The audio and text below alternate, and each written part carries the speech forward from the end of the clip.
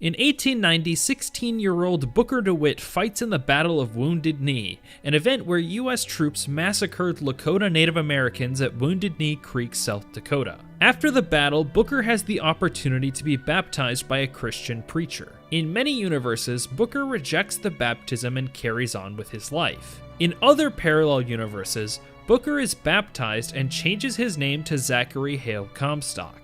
After being baptized, Comstock allegedly hears a vision from the angel Columbia telling him to build a Christian utopia in the sky. Comstock works with a physicist named Rosalind Lutece to create a floating city that Comstock names Columbia after the angel. In 1893, Comstock's dream of Columbia is fully realized and the city is launched into the heavens above America. After finishing work on the city, Rosalind researches quantum mechanics and discovers parallel universes where she's instead born a man named Robert Lutece. Rosalind opens a portal to a Robert universe and begins to work with him. Every Robert universe is also a Booker universe. Every Rosalind universe is also a Comstock universe. In Booker versions of 1893, instead of building a city, he has a child named Anna. In these universes, Booker is heavily indebted to Robert Lutece. Rosalind and Robert tell Comstock about Booker and his daughter. Having been heavily exposed to radiation, Comstock is infertile but wants a child. Learning of Anna gives Comstock an idea. He has Robert offer to take Anna away from Booker and give him to Comstock in exchange for wiping away Booker's debts. Booker breaks down and gives Anna to Robert, who delivers the child to Comstock. Before the pair can return to Comstock's dimension, Booker regrets his choice to give up his daughter and tries to take her back. As Comstock tries to take Anna through the portal back to Columbia, Booker grabs onto her. As the pair struggles, Rosalind closes the portal. In the end, Comstock is able to bring Anna to Columbia, but her pinky is cut in half by the closing portal. Completely broken by the loss of his daughter, Booker becomes an alcoholic, wallowing in regret for the next 20 years, and carving AD, Anna DeWitt's initials, into his hand. In Columbia, Comstock raises Anna, claiming that she's his natural-born daughter, to his wife, Lady Comstock. He renames Anna Elizabeth. Lady Comstock privately calls Elizabeth Comstock's bastard and resents the child. She forbids Comstock from raising her child at their shared home. In response, Comstock builds a monument to the angel Columbia where he raises Elizabeth. In 1895, a resistance grows among Columbia's poor, largely black, working class. They want to overthrow Comstock's racist, autocratic capitalist governments and install a new government that helps the working class instead of oppressing them.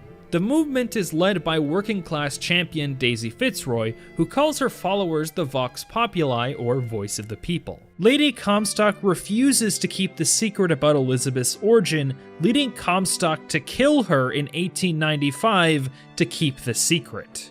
Comstock blames the Vox Populi for her death. The Vox spend the majority of the next 2 decades hiding in the slums of Columbia, plotting their next move. Meanwhile, Comstock, Robert, and Rosalind continue to explore the properties of the multiverse. They discover Elizabeth's severed finger gives her a connection to parallel universes and the ability to manipulate the fabric of the multiverse. She can open and close tears in the multiverse at will, which can be used to walk between various universes. Elizabeth instinctively learns to open tears to universes that contain what she desires most, leading her power to feel like a form of wish fulfillment. Fearing the consequences of such extraordinary abilities, Comstock and the Luteces build a machine underneath Monument Island called the Siphon that drains Elizabeth's power and extracts it for scientific research. To keep Elizabeth from becoming independent, Comstock raises her in complete isolation, locking her in the tower on Monument Island and keeping her surveilled at all times while he runs Columbia. In its early days, Columbia is an American colony that Comstock oversees as a mayor or governor type of figure. In 1901, Comstock sends Colombian forces to China to retaliate against the murder of American forces in the Boxer Rebellion, an international attempt to overthrow the xenophobic Qing government. The US government ends up disavowing Comstock's actions, angering him and causing Columbia to secede from the Union. Afterwards, Comstock further isolates Columbia and starts running the city like a religious cult. As Comstock consolidates his power, Columbia's government becomes more and more theocratic, and Comstock declares himself the prophet of the angel Columbia, ruling the city under an alleged God-given mandate. Meanwhile, in another set of universes separate from the Booker-Comstock universe pairs, shortly after the conclusion of World War II, a man named Andrew Ryan builds an underwater city named Rapture. Ryan keeps Rapture a secret from the outside world so that he can run it free from the so-called tyrannies of government and religion.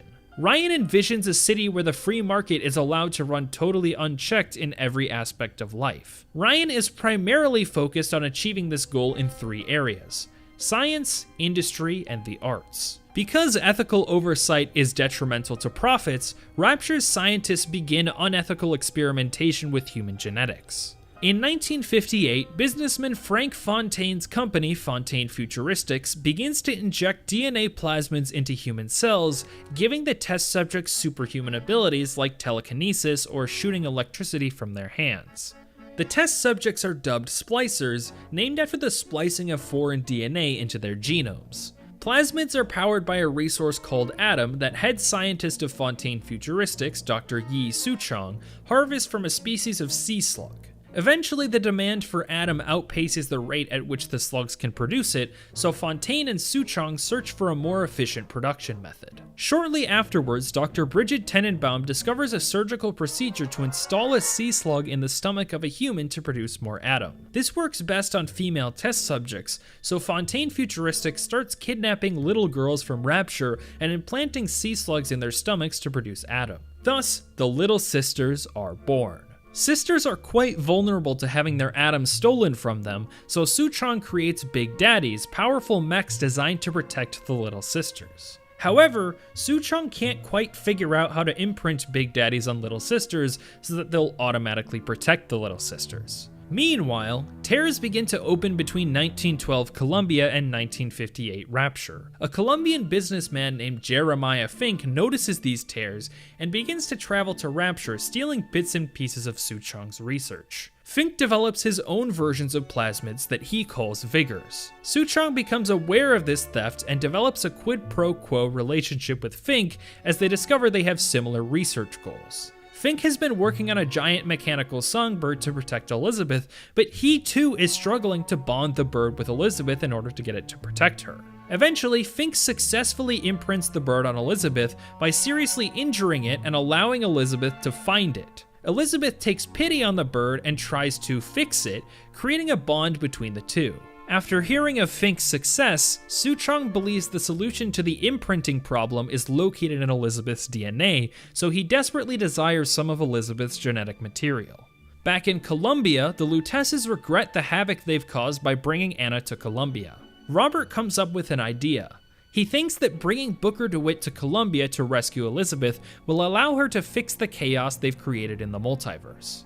Comstock catches wind of this plan and begins warning the citizens of Columbia against the word of the false prophet, saying that he will bear AD, the brand of the devil, on his hand. The Lutesses retrieve Booker from his dimension and send him to Columbia to rescue Elizabeth. His mind, not being able to reconcile the interdimensional travel, creates false memories about being sent to Columbia to wipe away his debt. To enter Columbia, Booker must be baptized in the name of Comstock's god, which Booker resents. In the end, he goes through with it and travels to Monument Island to find Elizabeth. On his way there, Booker enters a raffle where he gets the divine number 77, causing him to win the so-called privilege of throwing the first stone at a couple being punished for miscegenation and adultery. Before Booker can throw the ball, a police officer notices the AD symbol on Booker's hand, causing him to raise the alarm about the false shepherd's arrival in Columbia. After being confronted, Booker steals some weapons and fights his way past the police of Columbia to Monument Island. Here he rescues Elizabeth and the pair embarks on a quest to escape the city. On this quest, they steal Comstock's airship, the First Lady. Booker sets the coordinates for New York, where he was told to take Elizabeth by the Lutesses, but lies to her saying he's taking her to Paris, a city he previously had learned Elizabeth is infatuated with. Elizabeth notices the disparity between the coordinates and Paris, so she knocks out Booker to take control of the airship. Her independence is short-lived as the First Lady is quickly boarded and captured by the Vox Populi. The Vox kick Elizabeth off the ship, then tell Booker to bring Daisy Fitzroy Chen Lin, a gunsmith located in Fink Manufacturing. If Booker does this successfully, he'll get the airship back. After being dropped off at Fink Manufacturing, Booker finds Elizabeth and convinces her to help him find Chen Lin. The pair quickly discovers that Lin has been imprisoned, then murdered, by Fink. To solve this problem, Booker and Elizabeth travel through a tear to a universe where Lin is still alive. Here, they discover that Lin doesn't have his tools because they've been confiscated by the police. Booker and Elizabeth travel to the police impound where they discover a tear to a universe where the tools aren't in the impound and thus are back in Lin's shop. They enter the tear and find themselves in the middle of the Vox Populi's violent rebellion against Fink. In this universe, Booker DeWitt joined the Vox Populi and died a martyr for the cause. When Booker and Elizabeth meet up with Daisy to try to get their airship back, she knows Booker is an imposter. As a result, she leaves to capture Fink and tells the Vox to kill Booker and Elizabeth. The pair fights their way back to Daisy, who successfully kidnaps Fink and his son. Before Booker and Elizabeth arrive, the Lutesses visit Daisy and convince her to threaten to kill Fink's son so that Elizabeth will be forced to shoot Daisy and become a killer. The Lutesses hope this will send Elizabeth on a path to kill Comstock and fix the multiverse. Daisy waits until Booker and Elizabeth arrive to kill Fink, then threatens to kill his son. Elizabeth intervenes and kills Daisy just like the Lutesses had hoped. As Elizabeth grapples with the weight of taking a life, Booker and Elizabeth try to leave Columbia aboard the First Lady when suddenly Songbird attacks the airship in an attempt to rescue Elizabeth from Booker.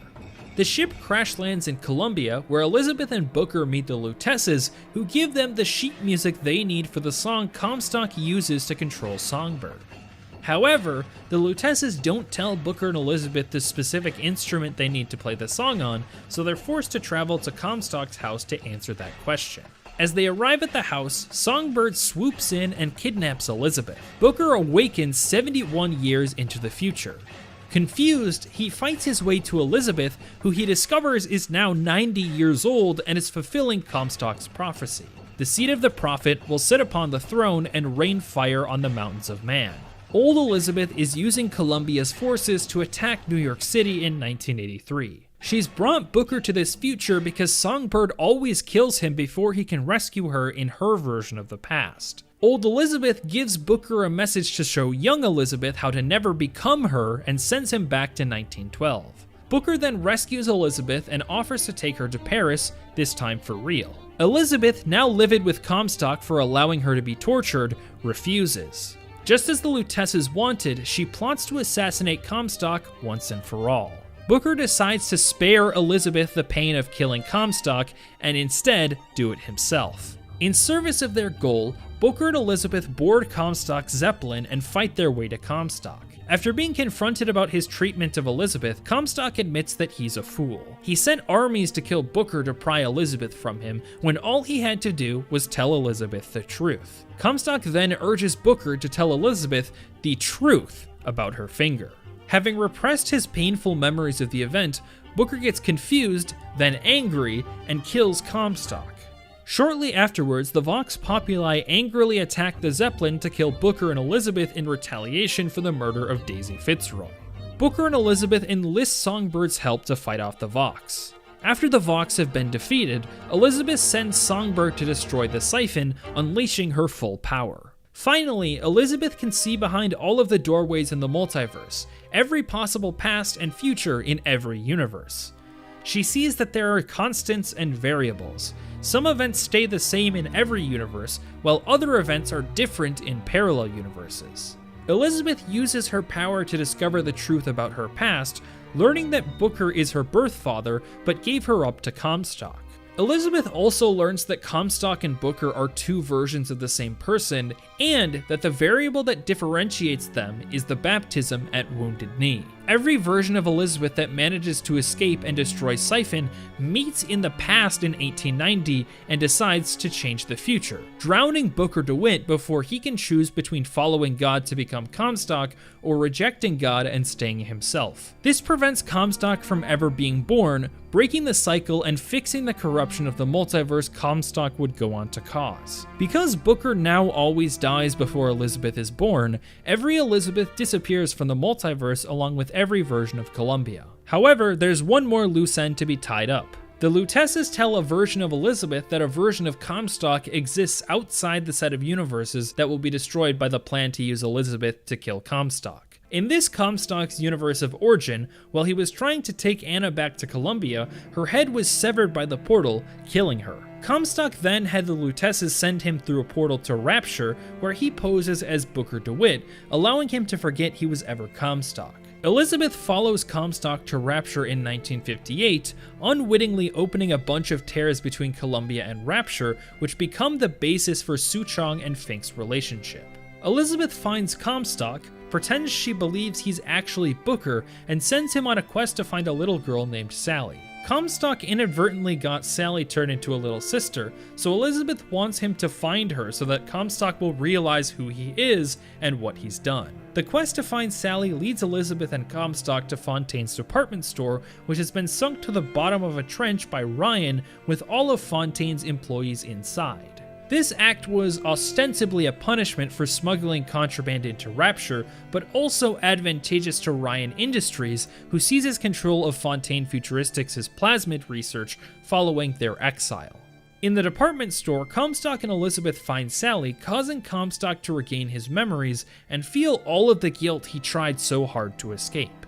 Once Elizabeth is satisfied that Comstock knows what he's done, she sends a Big Daddy to kill him. After Comstock dies, Elizabeth is also murdered by the Big Daddy. A different version of Elizabeth that successfully made it to Paris sees this universe's events and feels guilty about leaving the Little Sisters in a society where they're abused and commodified by the power structure. However, Elizabeth can't open a tear to Rapture because she's already died in that universe and is no longer connected to it through her severed finger. Thus, she makes an agreement with the Lutesses to sacrifice her omniscience and ability to open tears in order to travel back to Rapture and save all of the Little Sisters. Before Elizabeth makes the deal, she's able to see through all of the doors and see that she will end up succeeding. Having forgotten why she's there, Elizabeth travels to Rapture, immediately coming face to face with Atlas, the leader of a band of rebels that have taken control of Fontaine's department store.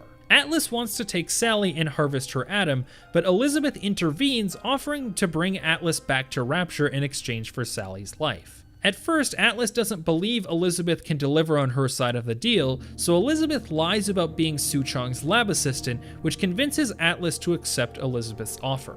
After being spared, Elizabeth embarks on a quest to find some of the quantum particles that allow the city of Columbia to float 15,000 feet above the ground.